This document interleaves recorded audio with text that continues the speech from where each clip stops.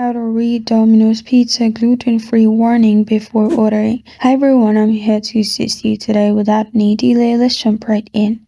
As you can see in the article from the Domino's, our gluten-free sourdough bases are provided pre-cooked and finished in store on request.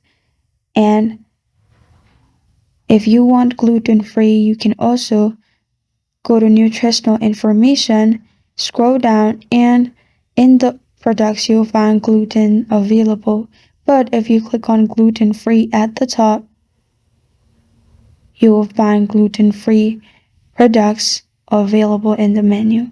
You will simply need to write a note if you're ordering online, or if you're ordering from the store, you can remind them before that you want a gluten-free.